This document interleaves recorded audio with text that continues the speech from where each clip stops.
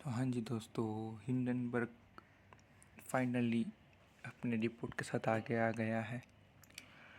इस बार का रिपोर्ट हमको लगा था कोई कंपनी के ऊपर होगा, लेकिन इस बार का रिपोर्ट हिंडनबर्ग ने SEBI security exchange board of India के ऊपर है।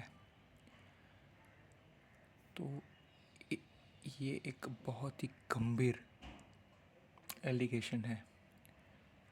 तो चलिए मैं आपको दिखाता हूँ क्या क्या एलिगेशन लगाया है हिंडनबर्ग ने। तो कैसे हैं आप लोग? मैं द सेंसिबल इन्वेस्टर आपका स्वागत करता हूँ और एक नए वीडियो में। तो आज का वीडियो रहेगा Hindenburg SEBI chairperson government of India and अपना स्टॉक मार्केट। 18 महीने पहले हिंडनबर्ग ने रिसर्च रिपोर्ट निकाला था अदानी के ऊपर। उसमें उन्होंने ये एलिगेशंस लगाए थे कि अदानी अपने ऑफशोर एंटिटी के ज़रिए स्टॉक प्राइस को मैनिपुलेट करते हैं। इसी वजह से उन्होंने एक शॉर्ट सेल भी बनाया था। जो हिंडनबर्ग की रोजी रोटी यही है। हिंडनबर्ग अपना रिसर्च रिपोर्ट आने से पहले उस कंपनी में शॉर्ट सेल की पोजीशन बनाते हैं, उसके बाद कंपनियां गिरती है। इसी तरह से हिंडनबर्ग पैसे कमाता है। लेकिन इस बार हिंडनबर्ग ने बहुत ही बड़ा आरोप लगाया है Indian stock market regulator SEBI के चेयरपर्सन के ऊपर।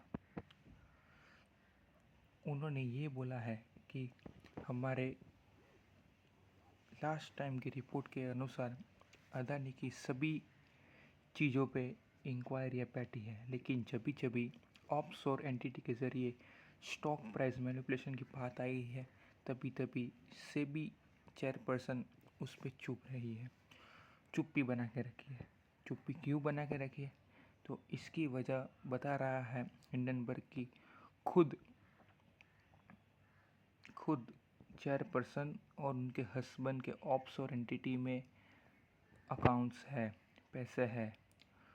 वही एंटिटी जिसकी मदद से अदानी प्राइस मैनिपुलेट करता है।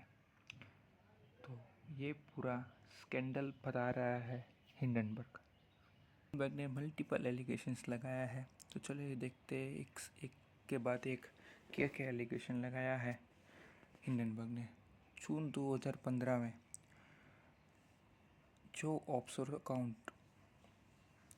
फंड्स अदानी की प्राइस मैनिपुलेशन और मनी लॉन्ड्रिंग में यूज़ हुए हैं, उसी में चेयरपर्सन के हस्बैंड पूरी बूझ के स्टेक्स है। अप्रैल 2017 में माधवीपुरी के सेबी ज्वाइन करने के पहले मार्च 2017 में उनके हस्बैंड ने एक डॉक्यूमेंट भेजा था कि वो सोलली ऑथराइज है जितने भी ऑफशोर अकाउंट है उसको ऑपरेट करने के लिए। फिर 2018 फरवरी 28 को उन्होंने मांग की थी कि सभी रिडेम्पशन कर ले यूनिट्स के जितने भी उनके ऑफशोर अकाउंट में है। एलिगेशन 2 लगाया है जिसका टाइम स्पेन है अप्रैल 2017 से मार्च 2022। जब भी ममता बुच एक सेमी मेंबर थी अप्रैल 2017 से अक्टूबर 21 में, उसके बाद वो चेयरपर्सन बनी मार्च 2022 से। उनका इन्वॉल्वमेंट सिंगापुर की कंसल्टिंग फर्म में था 100%। मार्च 16 2022, 2 हफ्ते के अंदर जब भी वो चेयरपर्सन बनी, उन्होंने अपने सारे शेयर्स अपने हस्बैंड के नाम ट्रांसफ़र कर लिए। करंटली उनके पास 99% स्टेक है एक इंडियन कंसल्टिंग बिजनेस कॉल्ड अगोरा एडवाइजरी, जिसमें उनके हस्बैंड खुद एक डायरेक्टर है। एलिगेशन नंबर 3, 2019 में जब माधवी बुच जी अपना फर्स्ट टाइम सेबी में आई, तभी उनके हस्बैंड को अपॉइंट किया गया था सीनियर एडवाइज़र ब्लैकस्टोन कंपनी में। ब्लैकस्टोन एक बहुत बड़ी इन्वेस्टमेंट कंपनी है, जबकि उनके हस्बैंड मिस्टर पुरी को कोई भी रियल इस्टेट और कैपिटल मार्केट का पहले अनुभव नहीं था। वो उनके लिंक्डइन प्रोफाइल से पता चल रहा था। माधवी पुरी जी का एक बयान आया है जो चेयरपर्सन है सेबी की। उनका बयान आया है कि हिंडनबर्ग जो रिपोर्ट निकाला है 10 अगस्त को, वो पूरा बेसलेस है, सारी एलिगेशन बेसलेस है, और ये जितने भी एलिगेशन लगाया है उनको वो स्ट्रांगली डिनाई करती है। मतलब वो मना कर रही है कि ये सब चीज़ें कुछ हुई नहीं है। ठीक है, जब भी वो सेबी में आई उनके तभी उनको सारे डिस्क्लोजर देने पड़ते हैं जो भी उनके रिलेटेड होते हैं। वो बता रही है कि हमारी लाइफ और हमारे फाइनेंसेस सभी एक ओपन बुक है, मतलब वो ओपनली अवेलेबल है।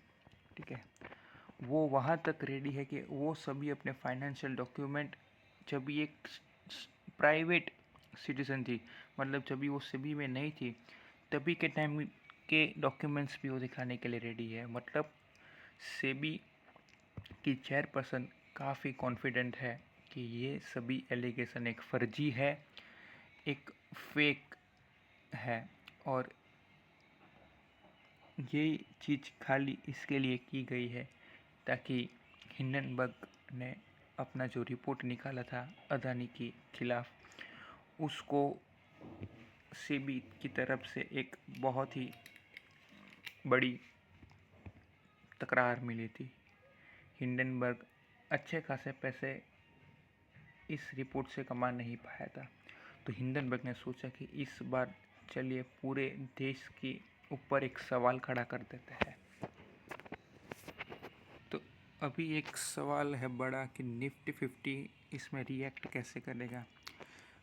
फ़िलहाल हम 24,367 पे क्लोज़ हुए हैं, जो कि 24,400 के नीचे है। मोमेंटम तो बेरिश ही है, तो एकदम ही राइट टाइम पे हिंडनबर्ग ने अपना रिसर्च रिपोर्ट पब्लिक किया है। यहाँ पे येन क्रेडिटेड के वजह से सोल्ड हुए हैं कई शेयर्स। यूएस में रिसेशन का डर है और मार्केट का सेंटिमेंट नेगेटिव है, तो हिंडनबर्ग ने एकदम ही सटीक टाइम पे रिपोर्ट निकाला है। हिंडनबर्ग जानता है कि इंडियन शेयर मार्केट ही है जो पिछले कई टाइम से अच्छा खासा तेजी में है, और उन्होंने अपने इन्वेस्टर को अच्छे खासे पैसे बना के दिए हैं।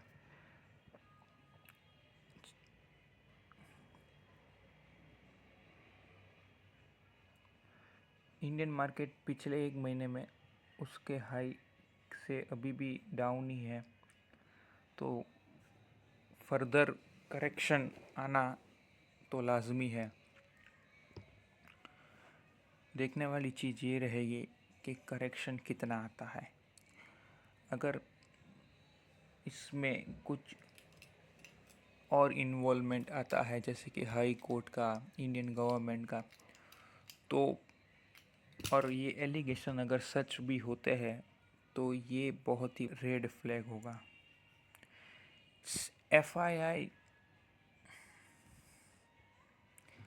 एफआईआई अपना माल निकालने के लिए बिल्कुल भी हिचकिचाएंगे नहीं। तो मैं आपको दिखाता हूँ एक एफआईआई का डेटा। एफआईआई ने 1.3 बिलियन का माल बेचा है ये हफ्ते में, और एफआईआई की होल्डिंग पिछले 10 साल में सबसे लो है। मतलब कि ये है कि एफआईआई इंडियन शेयर मार्केट से पैसा निकाल रहे हैं। एफआईआई की एंट्री तभी होगी जब भी उनको निफ्टी एक सस्ते दाम पे मिलेगा, बराबर। साथ ही में अपने डीआईआई मतलब डोमेस्टिक इंस्टीट्यूशनल इन्वेस्टर ने 2.2 बिलियन का माल खरीदा है, जिसकी वजह से आज हम ये लेवल पे टिके हुए हैं। रिटेल इन्वेस्टर अपने एसआईपीस के द्वारा और डायरेक्ट इन्वेस्टमेंट के द्वारा अपने मार्केट को टिकाए हुए रखा है। लेकिन एक साइड से एफआईआई तो सोल्ड ही कर रहे हैं और एफआईआई की वापसी करवाना भी जरूरी है। चलिए देखते हैं म्यूचुअल फंड्स का डेटा।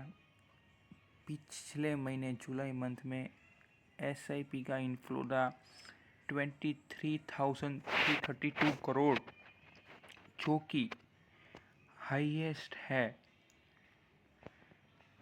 कोई भी मंथ में। और पिछले उसके अगले महीने जून में था 21,626, जो कि 10% बढ़ा है जुलाई मंथ में। तो एफआईआई के हाथ पहले बहुत ही मजबूत थे, लेकिन अभी डीआईआई के हाथ में आ गई है कमान इंडियन शेयर मार्केट की। लेकिन अगर इंडियन शेयर मार्केट को आगे बढ़ना है तो एफआईआई की रिक्वायरमेंट तो रहेगी। ओनली डीआईआई शेयर मार्केट को ऊपर लेके नहीं आ सकते हैं।